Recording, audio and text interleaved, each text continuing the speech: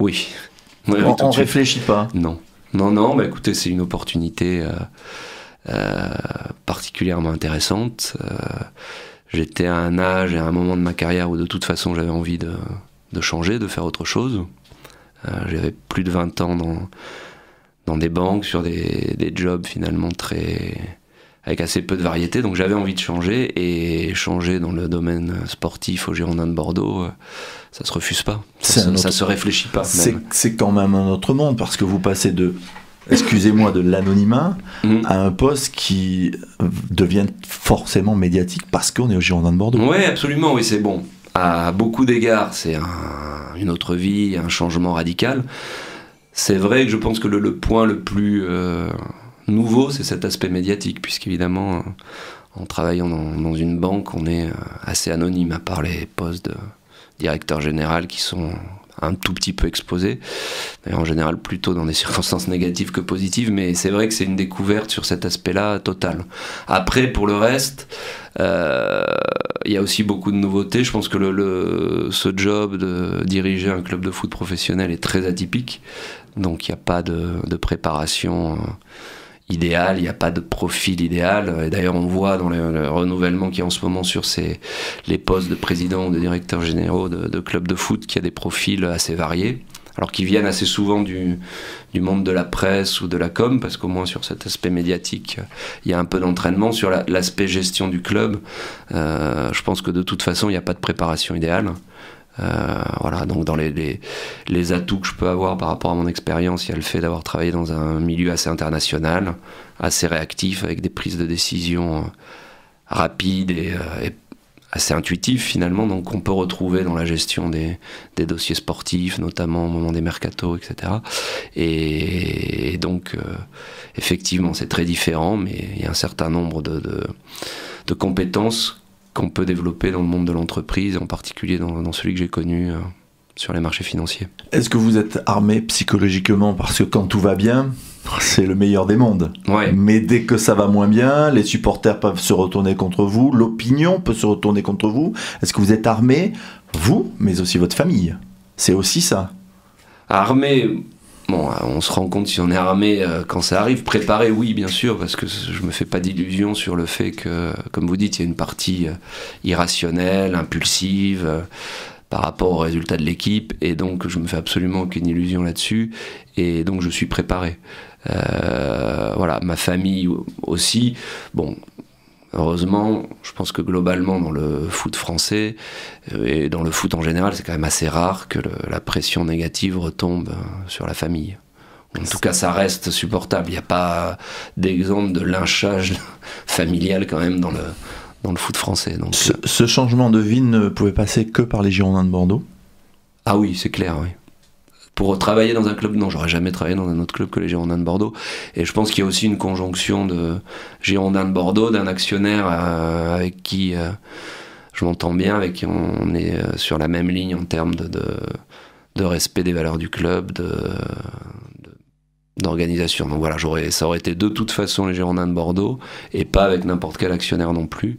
Et donc, voilà. Difficile de passer après 21 ans de présidence d'un homme dont on dit qu'il est humain, un peu le papa poule. Vous n'avez pas forcément le même caractère? Non, difficile forcément, parce qu'il y a une dimension émotionnelle qui est très forte, d'ailleurs y compris pour moi. Moi j'étais aussi avant tout un supporter du club, donc l'image que renvoie Jean-Louis Trio, je la partage totalement. Mais non, parce que finalement, par rapport à ce à quoi je m'attendais, je trouve que l'accueil a été excellent. Donc, comme vous dites, Jean-Louis Trio était très apprécié, et à juste titre, par tous les employés du club. Et personne n'a feint l'émotion ou la tristesse qu'il pouvait ressentir suite au départ de Jean-Louis.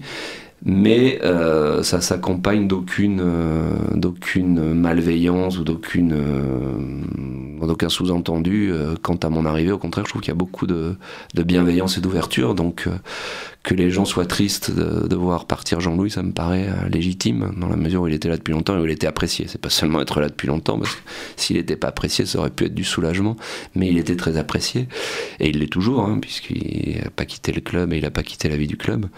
Donc c'est finalement moins difficile que ce que je pensais. Parce que je pensais que justement ce côté émotionnel et cette tristesse pourrait créer un petit peu de distance avec les salariés du club, et c'est pas le cas.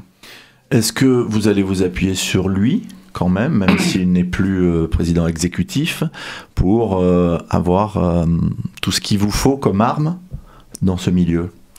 Bien sûr, donc Jean-Louis Trio, enfin je le rappelle parce que parfois, c'est vrai que comme la communication était un peu rapide et inattendue, donc j'ai pu voir à travers des échanges avec les partenaires du club, on a eu des déjeuners où les gens posaient des questions, donc c'est important de clarifier. Jean-Louis Trio reste au club, il reste président du conseil d'administration, donc dans des fonctions qui sont quand même importante au sein du club, il continuera à aller au match, et il a eu la gentillesse et l'élégance de me dire qu'il restait disponible, et on s'est déjà parlé à de nombreuses reprises la semaine dernière, 3-4 fois je crois. Il est venu une fois au club, il est venu au match, donc dans la mesure où il a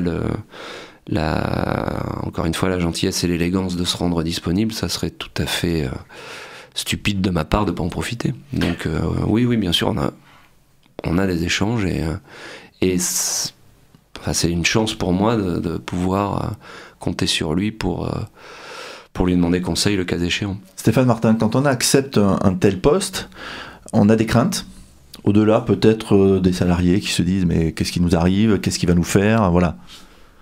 La crainte, c'est que c'est par rapport essentiellement au résultat du club, qu'il soit sportif ou financier. Le club, c'est d'abord 250 employés, donc déjà c'est une responsabilité vis-à-vis des employés. C'est aussi une responsabilité vis-à-vis des supporters, qui, alors à des degrés moindres, mais enfin il y a quand même beaucoup de supporters pour qui les Girondins de Bordeaux sont une composante importante de leur vie. Donc moi aussi j'ai été supporter, je le suis encore, et on sait tous qu'un lendemain de défaite, on n'est pas d'excellente humeur, mais ça à la limite c'est pas grave. Mais c'est vrai que par rapport aux supporters, si le club venait à régresser, à s'installer dans un ventre mou, ce serait très dommageable, et donc on sent une responsabilité par rapport à ça. Un club de foot, surtout comme les Girondins, qui existe depuis 136 ans, qui a l'histoire qu'il a, ça fait quand même partie du patrimoine commun des Bordelais, des Aquitains en général, donc il y a une responsabilité par rapport à ça, bien sûr. La ligne directrice, l'objectif, je pense que oui, c'est d'être européen, sachant que c'est difficile. C'est le niveau du championnat depuis quelques années a quand même significativement augmenté, donc être européen c'est difficile. Mais oui, c'est un objectif qui a besoin d'être rempli pour coïncider avec le budget finalement. Le budget est quand même dimensionné pour être dans ses places. Alors, il n'est pas dimensionné pour être 3e, mais il est dimensionné pour être autour de ces places qui, 5, 6, 7e, qui peuvent donner lieu à une place européenne. Et évidemment, comme tout club de foot, tous les clubs sont un peu justes budgétairement, donc calibrent un budget en fonction d'une place, et si on est en deçà de l'objectif sportif, on a des difficultés sur le plan économique et sur le plan du budget. Donc ça sera le même discours que Jean-Louis Trio. Oui. Si on est 7e budget, il faut être 7e, et si on peut faire mieux, c'est mieux. Oui, je pense que... Alors après, c'est jamais aussi simple que de dire on a le 7e budget, on est 7e. Je pense que légitimement, il faut fixer un peu au-dessus. Pourquoi ? Parce que c'est Bordeaux.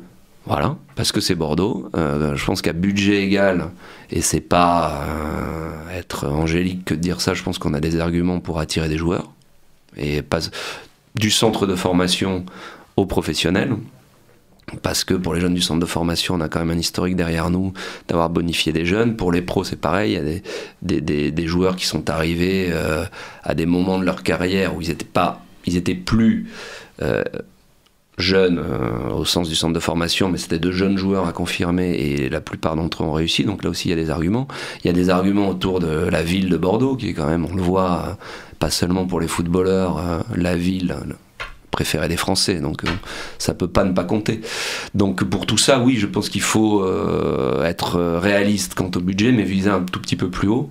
Et puis aussi parce que indépendamment de tous les avantages que peut avoir Bordeaux, c'est plus amusant de viser un peu plus haut que là où on est censé être. C'est légitime de se fixer des objectifs un peu plus élevés. Avec l'envie de faire du jeu, comme on peut le voir en ce moment avec ce début d'année 2017, pour remplir le stade, parce que c'est aujourd'hui, quelque part, un peu le point noir. Oui, c'est le gros point noir. Alors là aussi, en étant conscient du fait que c'est compliqué. C'est très lié aux résultats sportifs, c'est aussi lié à la manière, et puis après il y a des actions auxquelles il faudra réfléchir tous ensemble avec les équipes concernées pour voir ce qu'on peut faire. Mais c'est sûr que c'est triste de voir. C'est quoi une meilleure politique tarifaire? Les prix sont pas très hauts à Bordeaux. Politique tarifaire, je pense que oui, il n'y a plus tellement de marge de manœuvre là-dessus. Il faut réfléchir à des animations, il y a des choses qui sont faites, il faut réfléchir à la manière dont on traite les abonnés, par exemple, qui font partie de la famille. Donc il y a aussi des initiatives qui ont été prises récemment qui vont dans le bon sens. Réfléchir à tout ça. Après, il y a quelque chose sur lequel c'est plus dur pour nous d'agir, c'est l'accessibilité. Et là, on a des remontées, y compris des partenaires, évidemment négatives, parce que on a des temps de trajet, des temps de sortie du stade qui sont trop importants. Donc voilà, bon, ce qui est certain, c'est qu'on a un bel outil, le stade est vraiment superbe. Il y a autour du stade des activités, des restaurants, qui sont supérieurs à ce qu'il y avait à Chabon, donc qui peuvent faire aussi que le fait de ne pas pouvoir sortir dans les 5 minutes est moins désagréable que ça l'aurait été à Chabon, même si ça reste un point négatif, mais c'est sûr que c'est un objectif, c'est ça, absolument. Et puis malheureusement c'est un peu un cercle vicieux, c'est-à-dire qu'aller dans un stade à moitié plein, c'est pas très drôle, donc ça donne moins envie de revenir que si on avait un taux de remplissage supérieur. Le président de Marseille, vous êtes à la lutte avec l'OM pour cette fameuse 5e place, d'ailleurs vous les affronterez sur l'avant-dernière journée de championnat de Ligue 1, vient d'annoncer que pour aider le club, il allait augmenter les tarifs pour faire venir de grands joueurs. Est-ce qu'à Bordeaux, ça peut être envisagé d'augmenter les tarifs des places? Non. Pour l'instant, non. On réfléchit pour aider à avoir plus de recettes, pour aider l'actionnaire, voilà. Je pense que là, on n'est pas à un stade où on peut se permettre ça. Encore une fois, la priorité, c'est qu'il y ait plus de gens au stade. Je pense que ça a des effets vertueux au-delà des stricts aspects économiques. Ça motive quand même les joueurs. Et puis sur l'image du club aussi. C'est-à-dire qu'on voit bien que dans l'image d'un club, le fait d'avoir un public fidèle est très très important. Et donc il y a le nombre, il y a la ferveur. Donc ça, heureusement, on l'a jamais perdu. Il y a le COP est toujours plein, mais de l'ambiance. Et contre Montpellier, bon, alors c'était un peu spécial avec l'hommage rendu à Jean-Louis, mais on a vu qu'il y avait une ambiance qui était quand même qui était très bonne. C'est important aussi d'avoir des gens en déplacement pour l'image du club. Moi je viens d'Espagne où il n'y a pas du tout la culture déplacement, et c'est vrai qu'une des magies du foot anglais à mon sens c'est d'avoir le COP visiteur qui est plein. Ça peut être un Sunderland, Bolton avec pour enjeu la 14e place, il y aura 2000 personnes en tribune visiteur, donc ça aussi on l'a. Bon, on est je crois 4e ou 5e club en termes de déplacement de supporters, donc tout ça c'est important. Et moi je crois de toute façon qu'augmenter les tarifs en termes de strict impact économique c'est pas grand chose, et on n'est pas prêt aujourd'hui à courir le risque d'avoir encore moins de monde au stade pour un impact qui encore une fois c'est pas la ligne la plus importante dans le compte de résultat d'un club de foot, les recettes au guichet.